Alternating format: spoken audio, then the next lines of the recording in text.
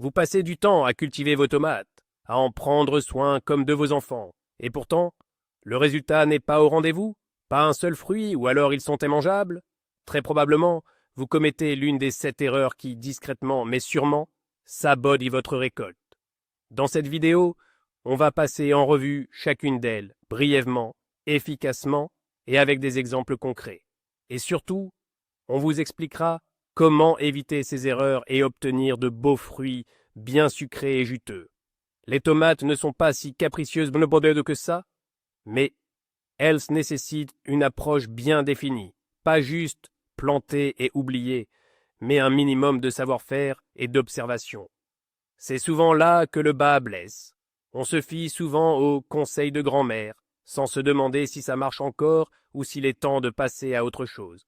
C'est pourquoi aujourd'hui on va décortiquer les erreurs les plus courantes.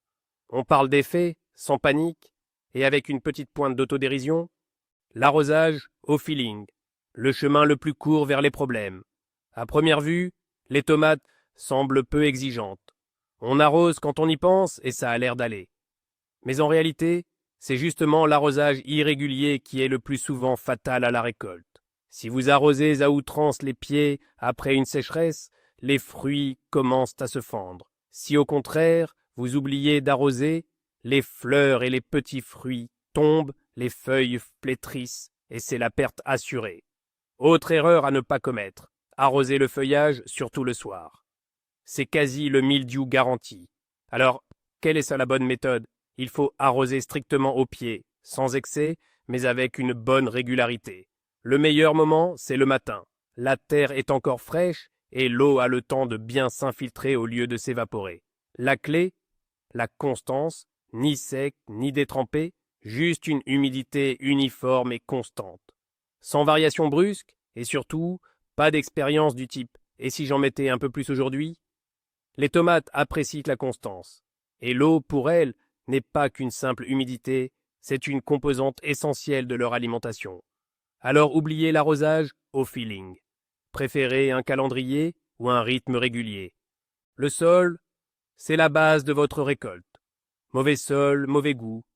Vous aurez beau arroser, entretenir, bichonner vos plants. Si le sol est pauvre, vos tomates seront au mieux fades et sans goût. Au pire, elles ne mûriront même pas. L'argile lourde, un sol compacté ou asphyxié, c'est un vrai stress pour les racines. Elles étouffent, ne peuvent pas se nourrir et la plante végète. Et un sol trop léger, sableux, toute l'eau file directement en bas, les nutriments sont lessivés. Et au final, vous nourrissez la nappe phréatique plutôt que vos tomates. Alors que faire? Déjà, il faut chercher l'équilibre. Le sol doit être meuble et aéré, mais pas vide. Ajoutez du compost bien mûr, du fumier décomposé, un peu de cendre de bois.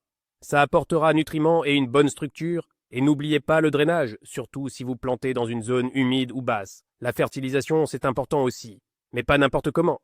L'azote, c'est seulement au début, pour bien démarrer. Ensuite, misez sur le phosphore et le potassium pour favoriser la floraison et la fructification. Autre point important, le sol acide, c'est un ennemi silencieux pour les tomates. Vérifiez le pH, surtout si rien ne pousse correctement. Et si besoin, corrigez l'acidité. Retenez bien ceci. Meilleur est votre sol, moins vous aurez de soucis avec vos plants. Le sol, c'est un peu comme votre cuisine. Si elle est sale et qu'il n'y a rien dans les placards, difficile de préparer un bon repas. Vos tomates sont plantées trop serrées? Attention, elles risquent d'étouffer. On a tendance à penser que plus on plante de pieds de tomates, plus on récoltera. Mais c'est une idée fausse. Avec les tomates, ça ne marche pas du tout comme ça. Une plantation trop dense empêche l'air de circuler entre les pieds. Et là où c'est confiné et humide, c'est le terrain idéal pour le mildiou et d'autres maladies. Sans compter que les plantes ne se font concurrence pour la lumière, l'eau et les nutriments. Résultat, des tiges faibles et qui s'étirent, des fruits peu nombreux ou de mauvaise qualité et des plants plus sujets aux maladies. Alors quelle est la règle? Il faut espacer chaque pied d'au minimum 50 à 70 cm. Et idéalement, prévoyez jusqu'à 1 mètre entre chaque plant.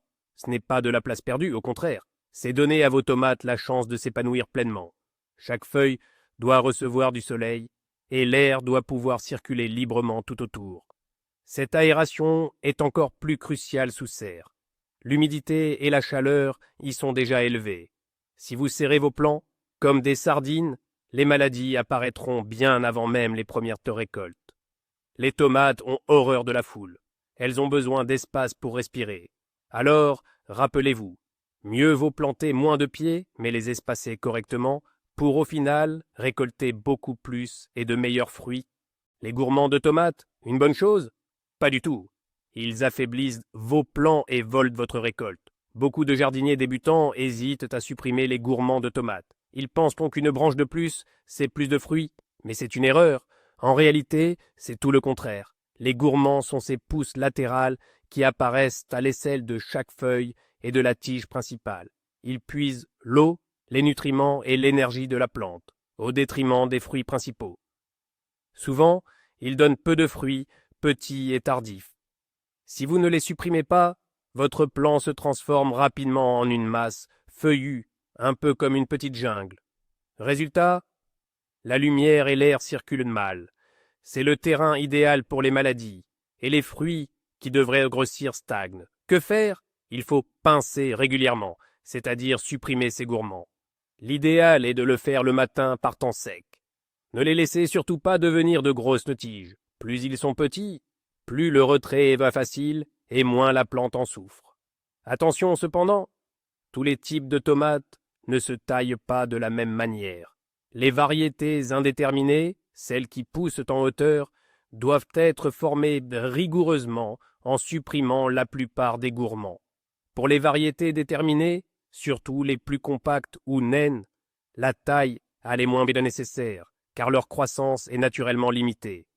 L'important, c'est de ne pas laisser faire la nature sans contrôle.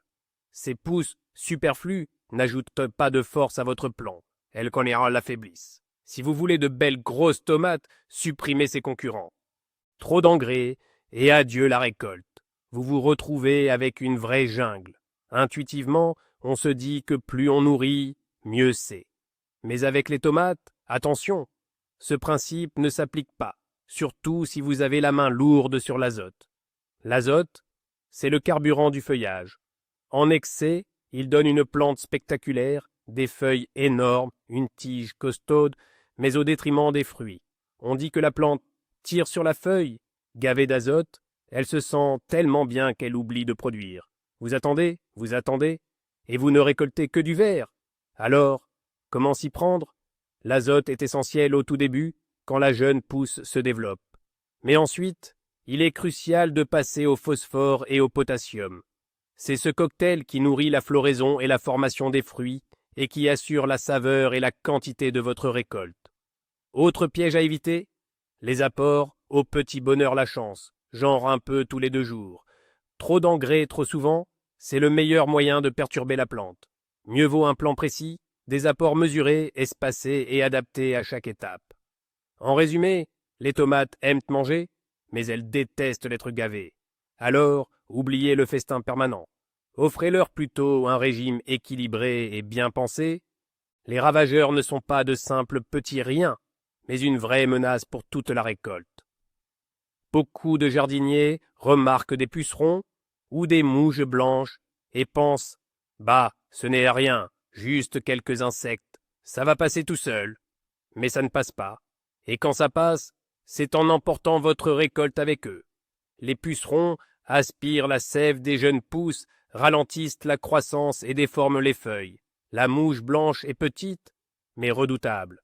Elle laisse un dépôt collant et véhicule des virus. Et les chenilles, elles peuvent dévorer la moitié d'un plant en une seule nuit. Le problème, c'est que les ravageurs se multiplient vite. Si vous ne réagissez pas immédiatement, une semaine après, il est trop tard pour agir. Il ne reste plus qu'à sauver les meubles. Alors que faire? Inspectez vos plants régulièrement, surtout le dessous des feuilles et les feuilles du bas. Dès que vous voyez la moindre trace, agissez. Pas quand vous aurez le temps, mais tout de suite. Il existe des traitements biologiques, des infusions, des pièges, les options sont nombreuses. Le plus important, c'est de ne pas traîner. Autre conseil, n'oubliez pas la prévention. Aérez la serre, évitez de trop densifier vos plantations, pratiquez la rotation des cultures. Et n'ayez pas peur d'enlever les feuilles infectées. Mieux vaut en sacrifier une que de perdre tout le plant.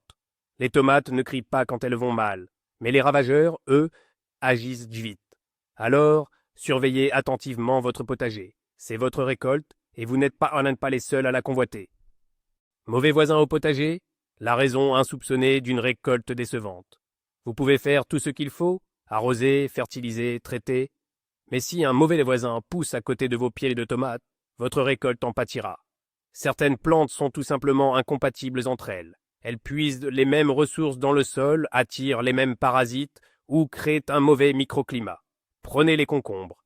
Ils aiment l'humidité et l'ombre, alors que les tomates réclament du soleil et une bonne aération. Les planter côte à côte, c'est la garantie que l'un des deux, voire les deux, en souffrira. La pomme de terre est un autre voisin à éviter, même mildiou, même maladie, et les fraises, alléchantes pour nous, mais elles attirent aussi des insectes ravageurs qui iront volontiers faire un tour du côté de vos tomates. Mais alors, qui sont les bons amis des tomates? Le basilic, la calendula ou souci, l'ail, ils repoussent des nuisibles et ne leur font pas concurrence pour les nutriments. Un classique, planter un peu d'oignon ou des œillets d'Inde sur les bords du carré. Ce n'est pas seulement utile, c'est aussi très joli. Alors, ne plantez pas n'importe où. Votre potager n'est pas une auberge de jeunesse. Vos tomates ont besoin du bon voisin, pas d'un colocataire de passage. Choisissez vos alliés avec intelligence, et vous obtiendrez plus avec moins d'efforts. Et si, malgré tous vos efforts, votre récolte n'est pas au rendez-vous, la surprise, le coupable pourrait bien être la variété. Certaines variétés ne sont tout simplement pas adaptées à votre région, à votre climat ou à votre serre. D'autres, elles, demandent des soins particuliers. Par exemple, les variétés déterminées n'ont pas besoin d'être ébourgeonnées aussi intensivement que les variétés indéterminées. En choisissant la bonne variété, vous pourriez littéralement doubler votre production sans effort supplémentaire. Voilà l'astuce. La conclusion est simple. Les tomates aiment de l'attention mais sans excès. Suivez ces quelques règles simples et votre potager vous récompensera cet été avec des fruits juteux et pleins de saveurs. Merci d'avoir regardé. N'oubliez pas de vous abonner pour ne rien manquer de nos prochains conseils. Et dans les commentaires, dites-nous quelle erreur de jardinage vous est déjà arrivée. Ou peut-être avez-vous une astuce secrète? Partagez